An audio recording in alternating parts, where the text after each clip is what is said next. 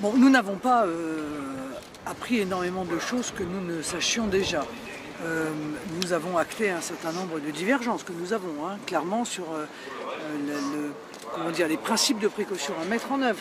On ne va pas se cacher que nous avons, moi en ce qui me concerne, c'est pas le cas de l'ensemble des autres représentants du mouvement, mais j'ai en ce qui me concerne des divergences sur notamment les choix qui ont été faits de mise en quarantaine d'un certain nombre, de circulation totalement libre d'autres, dont j'ai jamais caché que je les trouvais en l'occurrence incohérents. Toute une série d'engagements ont été pris en termes de préparation d'une aggravation de l'épidémie, donc on en prend acte et évidemment on se réjouit que le gouvernement soit sur la brèche. Moi j'aurais préféré, je l'ai dit d'ailleurs au Premier ministre, que le centre interministériel de crise soit mis en œuvre. Il est normalement présidé par le Premier ministre, ça n'est pas encore le cas. Je suppose que le gouvernement considère que la situation n'est pas encore assez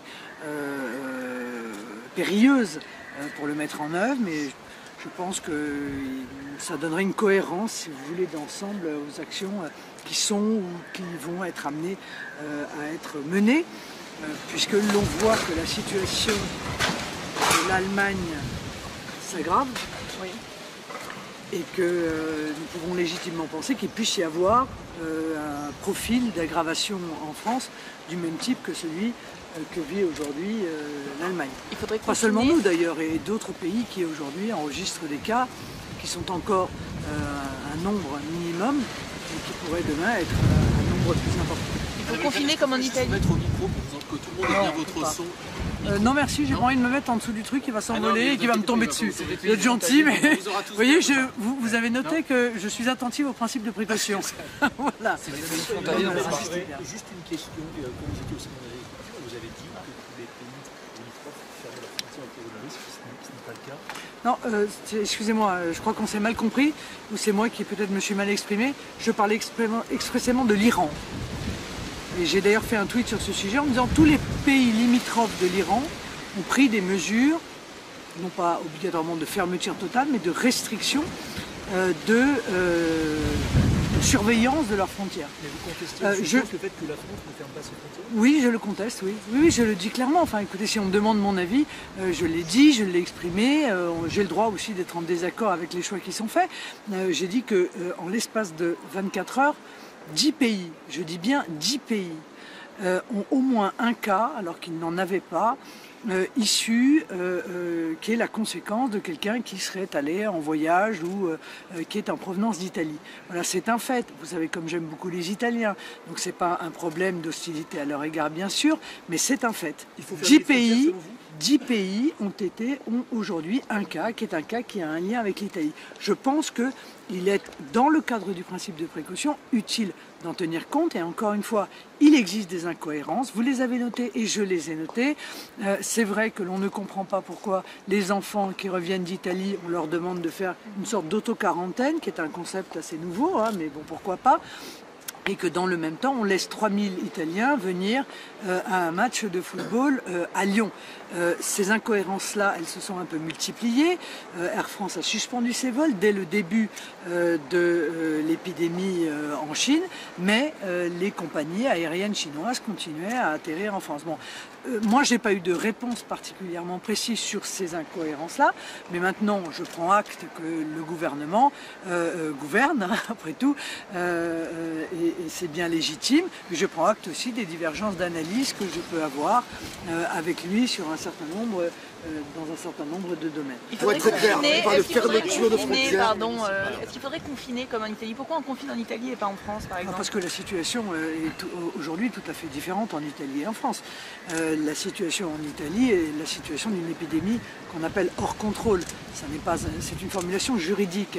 Une épidémie hors contrôle, c'est une épidémie sur laquelle on n'a pas de médicaments, bon bah ça c'est le cas de tout le monde, mais avec un nombre exponentiel de cas.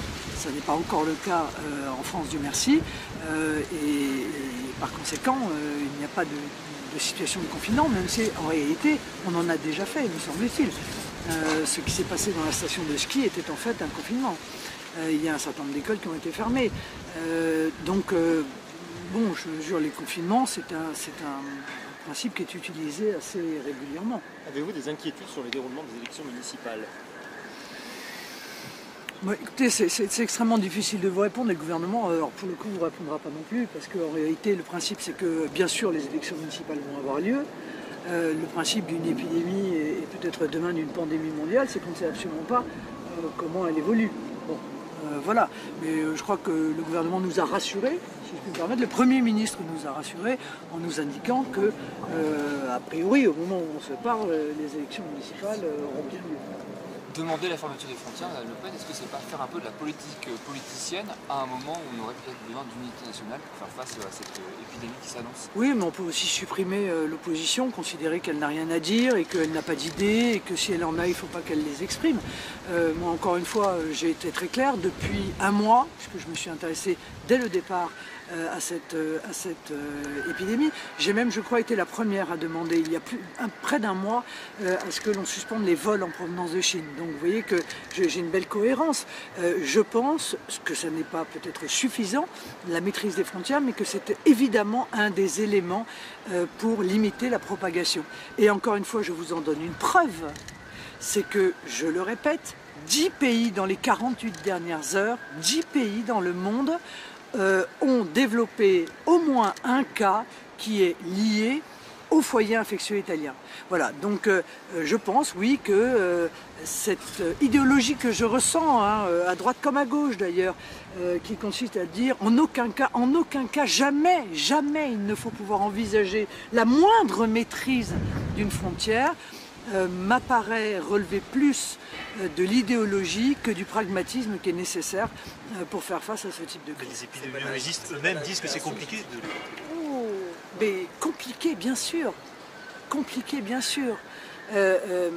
Pas suffisant en soi-même, bien sûr.